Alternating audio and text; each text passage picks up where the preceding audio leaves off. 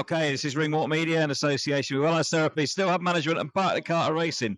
You're a world champion in front of us, Miss SKYE NICOLSON. How are you? I'm very well, thank you. Had a few holidays recently. I have. Rocking a nice tan for a girl that lives in England now. Not doing bad, are you? No, it's been fun, it's been good, but we're back in camp now, head down, back to work, and excited for the tasks ahead now.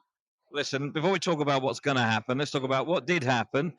Sarah Mahfood, I thought it was going to be a tougher fight, but actually you were in control the whole fight, weren't you? I think a lot of people thought it was going to be a tougher fight. I tried to fight her in my 5th fight, so about a year and a half ago. So I was happy that obviously the opportunity for it to be for a world title enticed her enough to take the fight, but I knew how that fight was going to go. Just like I know how a lot of fights are going to go, but hopefully the opportunities arise and then I can keep showing everyone. But no, I love that people think that these fights are going to be hard for me, because then when they're not, they go, oh, So, maybe she's all right. Yeah, maybe. Well, you know, she'd taken Serrano all 10 rounds and was a former world champion. And I know Sarah quite well, and I was very surprised, not because you weren't dominant, but because I thought she would have a go a little bit more, but you just didn't let her have a go, did you? Yeah, and I think a lot of people probably watch me from the outside and think, oh, I would do this, I would do that, but it's very different once you're actually in there with me, and I feel like my style is very hard to prepare for. But all respect to Sarah, I think she's had an amazing career, and I was glad that I got the opportunity to share the ring with her. Well, listen, let's talk about what might happen. You and Raven Chapman are going to happen, but you both got fights in July coming up.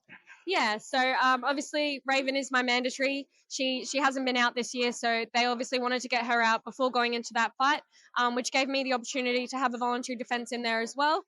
But yeah, that fight's obviously always been kind of inevitable, and a really exciting fight for British fans. And the big question is it going to be in Saudi Arabia? She can't say anything because it is. I don't know. You tell Fibs. There's another 5-year 5 about October, which would be about the right time, wouldn't it? There is a good chance that it could be. Nothing is finalised yet, but obviously we both have fights ahead of us that we need to focus on beforehand. But if all things go to plan, there is a good chance that we could fight in Saudi Arabia. And that would make a bit of history, the first female fight in Saudi Arabia. Yeah, the first female world title fight. Which I think will be very special for Raven and I think it's a fight that's deserving of that opportunity as well. The two best people in the division fight each other in Saudi Arabia for the most money. Not bad. I mean, I'm not complaining. So the July fight, I know you're not going to tell us who it is, but have we got a formidable opponent? We have got an opponent. We made offers to a lot of opponents that we probably would have preferred, that unfortunately didn't happen. Which is becoming a little bit of a trend, but it is what it is. I have got a very respectable opponent, a good record, a puncher. She's got a high KO ratio, and trying to work it out now. That's pretty much all I can really say at this point. I don't know where we're fighting yet. All I've been told is mid-July, and that I will have final confirmation in the coming days of when, where, and all signed, sealed, and delivered, and hopefully announced very soon. We'll look forward to that, because we always look forward to your fights. Now, listen, we're here in Leeds. Big fight. Taylor versus Catchall. Finally, they get to settle the score. It's a big one, isn't it? It is. It's exciting. It feels like it's been a long time coming. Obviously, the injury then pushing it back again. So, no, I'm very excited for this fight. I know the fans are definitely very excited for this fight. And, yeah, I think for a fight that was so controversial the first time around, you've got to have rematches for fights like that. And I'm glad Jack Catterall's been given the opportunity to hopefully turn things around. And do you think they're both different fighters now? Because it has been a little while. I think they are. I think the loss for Jack Catterall probably changed him for the better. And Josh, I think's kind of maybe slid a little bit. I don't know. We'll find out on Saturday night. But for me, if I was giving a prediction, I would say that Jack Catterall's going to win, and he's going to do it in a more convincing manner this time. Now, I won't keep you much longer, because I know you want to sit down. You don't want to do any more of these interviews. But last week, Saudi Arabia, Tyson Fury and Usyk. I mean, what a spectacle. It was a great fight. We waited so long for it. was good. What were your thoughts on the fight? I was kicking myself for not going. I was so umming and ahhing and on the fence. I really I just got back into camp and I was like, do I go on one more trip? But I know I had to say enough is enough and put the suitcases away.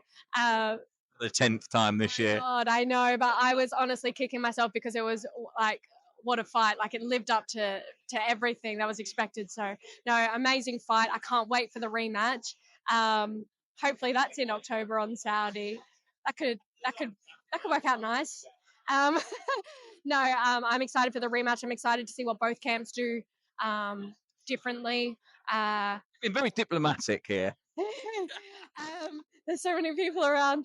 No, I was really happy for Alexander Usyk. I'm a fan of both, but I was very, very happy for Alexander Usyk, and I think that was just the cherry on top of an absolutely incredible career and arguably pound for pound number one now. The Olympics are coming up. You gonna have a keen eye on the boxing? I am actually.